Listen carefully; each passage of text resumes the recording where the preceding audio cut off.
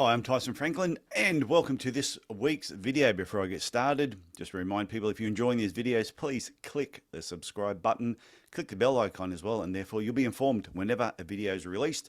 I usually do one every week, but sometimes I do a second video just to amuse myself because a thought pops into my head. Today's video is about reaching capacity. And a lot of podiatrists and other health professionals, I assume, when they reach capacity, straight away they feel like, oh, I need to employ another person. And I think that that is probably not the best solution up front.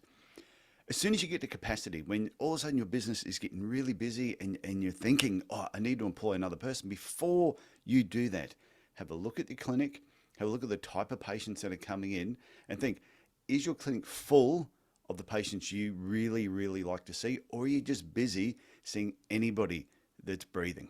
And sometimes that can be the problem. So really have a good look around and look at the patients that you're currently seeing and think, are they the type of patients I want to keep seeing? And if they're not, then maybe you need to put more emphasis on seeing more of the patients you want to see and less of the ones you don't want to see. Because what tends to happen a lot of the times, you want to employ somebody to do all the shit work you don't want to do. And then you employ them, you give them all the shit work, and while they're doing all the shit work, they're unhappy. And then you're finding every 12, 18 months you're having to replace them. So if you've never employed anybody before you go and employ someone, look at the type of work you're doing and go, is this the type of work I'd love to be doing all the time, 5 days a week without any problems at all? Or are you doing a certain amount of work you really don't like? You better to try and remove that and fill that space up with stuff you enjoy doing. Therefore, if you eventually have a clinic that's predominantly doing the sort of work you really want to do, when you bring somebody on board, they're going to tell that you really enjoy what you're doing because you don't care who you see, because it's the type of work you want, and they will hang around longer. The other thing that you can do when you get to that point of capacity and you're seeing more of the patients you really want to see, have a look at your prices. Are you charging what you're worth and what you should be charging? Don't think that you need to be the cheapest. Remember, what if I said to you, cheap and most people will say nasty. So if you're out there at the moment and you're the cheapest because you think, oh, someone has to be the cheapest, you don't want it to be you.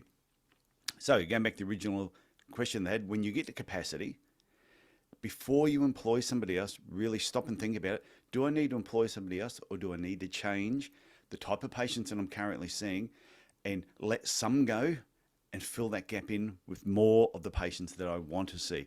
And that includes home visits. That includes seeing nursing homes. Do you want to keep doing it, or are you employing somebody else to do that work for you, which you know you don't like doing?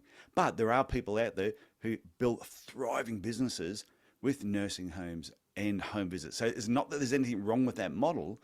It's just, it's got to be a model that suits you. If it doesn't suit you, you're only doing it just for the money, let it go, give it to somebody else who does a better job probably at doing it and is happy doing it, and fill your day more with the type of patients you want to see. Then when you do attract somebody, they're going to be happy to work with you. Hope you get something from that.